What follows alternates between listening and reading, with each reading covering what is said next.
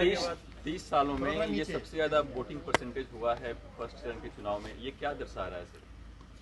30 सालों में नहीं, आज़ादी के बाद बिहार में हुए चुनाव में ये सबसे ज़्यादा वोटिंग परसेंटेज है।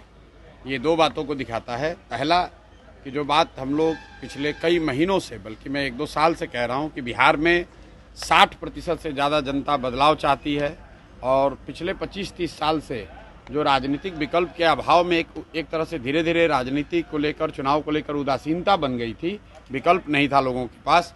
अब जनसुराज के आने से उनको एक नया विकल्प मिला है और बढ़ा हुआ जो वोटिंग परसेंटेज है वो दो बातों को दिखाता है। एक कि लोगों को एक नए विकल्प को देखकर उत्साह रहा है और बड़े पैमाने पर वोटिंग हुई है, बदलाव के लिए वोटिंग हुई है।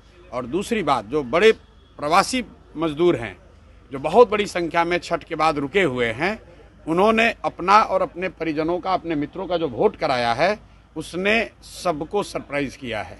और जितने लोग ये बैठे हुए थे कि महिलाओं को 10,000 पैसा मिल गया और उसी से हम लोग जीत जाएंगे, इन चुनाव में महिलाएं तो हैं ही, लेकिन महिलाओं से बढ़कर प्रवासी मजदूर एक्स फैक्टर है। इस चुनाव का एक्स फैक्टर प्रवासी मजदूर हैं। वो क्या कर रहे हैं, वो अपने दोस्तों, मित्रों, परिवार वालों से कैसे वोट करा रहे हैं, इसी से बिहार का चुनाव तय होगा। आप मुझे जितने पत्रकार लोग हैं ये बताइए कि किसी मीडिया चैनल ने, किसी पत्रकार ने, किसी राजनीतिक विशेषज्ञ ने, किसी पार्टी ने अगर ये कहा हो, किसी नेता ने कहा हो कि बिहार में इस बार अप्रत्याशित वोटिंग होने वाली है? किसी ने नहीं कहा है।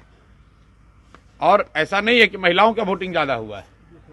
पहली बार बिहार में युवाओं की वोटिंग सबसे ज्यादा हुई है। सबसे ज्यादा एग्रेसिव होकर युवा वोट किया है। तो अगर युवा वोट कर रहा है तो अपने भविष्य के लिए वोट कर रहा है, बिहार में बदलाव के लिए वोट कर रहा है, बेहतरी के लिए वोट कर रहा है।